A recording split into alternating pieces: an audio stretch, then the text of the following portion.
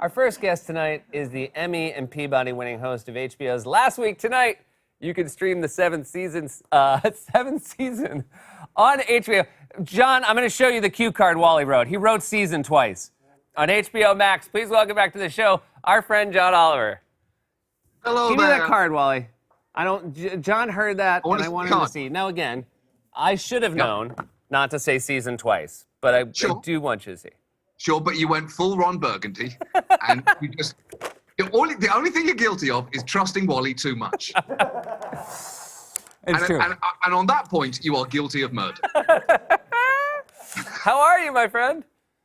You know, all right. You're in, again, I've talked about how jealous I am that you cracked early on to shoot your show in a void, and then we all came back, and you stayed in the void. You love the void. I love it. I love the emotional antiseptic atmosphere that this void provides. It also lets nothing in. Nothing from my life. It's just a completely sterile environment. You did have a fantastic season finale.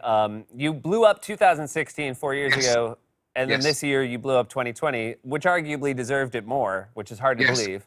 Which is why we went with a significantly bigger explosion. And how does it go? How does it come about when you were trying to figure out how to have a bigger explosion?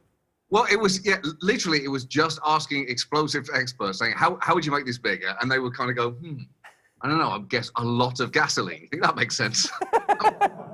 I'm not even sure you needed to be an expert to say just more gasoline, and that's basically it. That's how explosions work. But so that's we went and did that in a quarry in New York, and it was absolutely amazing. It was utterly I was a little bit cocky having done it 4 years ago. I'd said to the guy, he said, look, this is going to be really big and it's going to be loud. I said, yeah, you said that 4 years ago and it wasn't that bad. And he looked at me with total contempt and said, yeah, this ain't 4 years ago.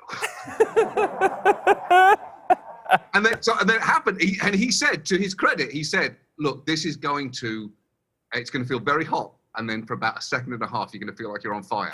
And he was right about that. And that second and a half felt long because you get to a second, you think, I don't have a point of reference, but I feel pretty on fuego right now.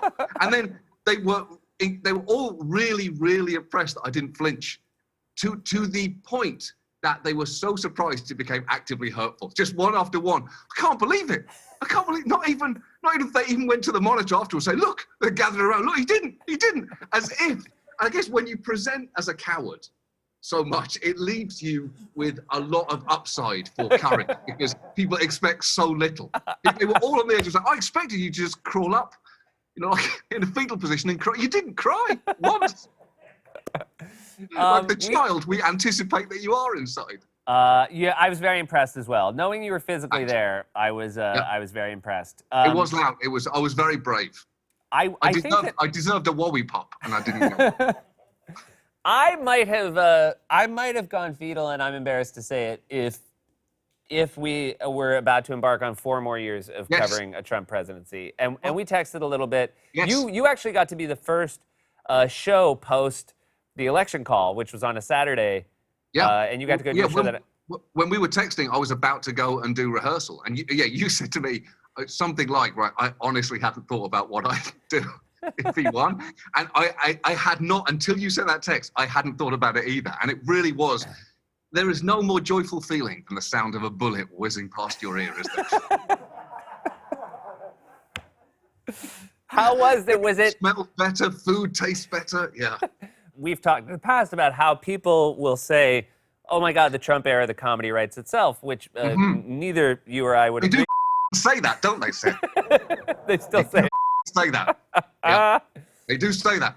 And if they were trying to hurt you, it wouldn't matter as much. Then you would internalize saying, oh, you want to be mean. You've said something that you know distresses me. Congratulations. It's the genuine question that pisses me off far, far more. And you know it's coming a lot now. Well, you do seem well-equipped for the next era because, and I mean this sincerely, you've done such a good job of finding insanely depressing things that have nothing to do with Donald Trump over the years. Yeah. And there's still plenty of that. There are so many gigantic systemic problems that I cannot wait. We had one of the happiest moments I've had this year has been at the end of last week. We were talking to research and we were going through stories for the upcoming year.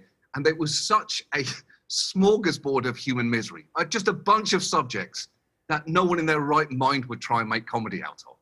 And I just felt great thinking, this is, look at what we're going to be able to, I think that's why it feeds into how frustrating it is when people say this must have been fun writing for Trump. Because it's basically like saying to the residents of Elm Street, you're going to miss Freddy Krueger, aren't you?